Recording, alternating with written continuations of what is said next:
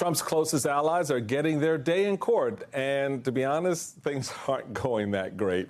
This week, longtime Trump Organization CFO Allen Weisselberg pointed the finger at the former POTUS's family business when he pled guilty to 15 counts related to tax fraud.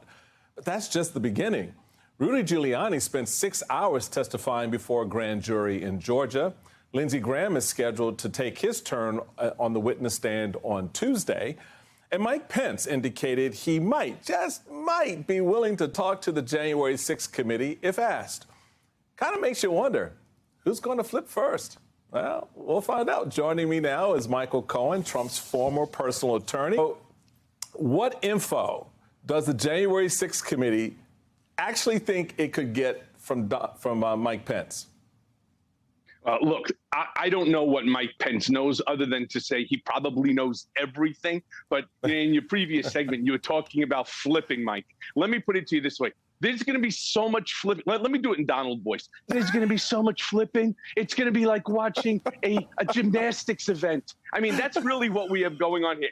Every single person is they all know what happened to me. None of them want to go to prison. I mean, you have to be out of your mind to want to go to prison. There's going to be so much flipping, Mike. You can't imagine, right? And that's just what Donald's going to do. He likes to play the victim here, despite the fact that he is responsible for everything. And, Mike, I talk about it in my new upcoming book, Revenge, which is, how Donald Trump weaponized the Department of Justice to go after his critics. He's doing the exact same thing now. He's playing the victim because he knows the game plan. What's the game plan? He weaponizes the Justice Department to go against his critics. So what does he do? He deflects, which is a prime, it's a prime part of being a narcissist, and turns around and says, the Biden administration are right now weaponizing the Justice Department to come after me, which is why they allegedly raided his, Mar-a-Lago property. Right.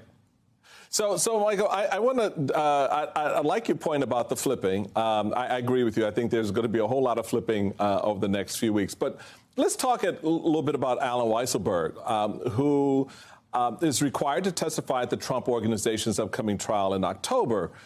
I just don't know how much he's going to flip. I just get a sense from him that he's loyal to the bone. There's a symbiosis between him and Trump that I don't think he's going to break. What am I reading that wrong, or is Weisselberg now in a position to give more goods than he's delivered so far?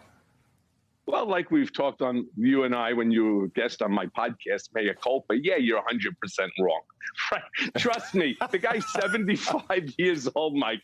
The guy's 75 years old. You think he wants to spend the next 15 years in Rikers Island? He's already getting a sweetheart deal, one substantially greater than what I received. He's more in terms of taxes. It's for a longer period of time. But in fact, as you'll see in my upcoming book, I didn't tax evade. That's the whole beauty of the weaponization part. But what I see is that the judge did a very smart thing. He's not sentencing Weisselberg until after the Trump organization hearing, meaning they're going to ask him very specific questions. Right. Clearly, when the personal financial statements were altered in order to come up with a number far in excess of Donald's true net worth, were you involved? Yes. He has to answer yes. He already did. That's what he's pleading guilty to. Well, who else was involved? Let me ask you the question specifically. Was Donald Trump involved in the process at all? And if he says no, rest assured, they already know he would be lying. And that would end the agreement, this plea deal, this amazing plea deal that he somehow is getting.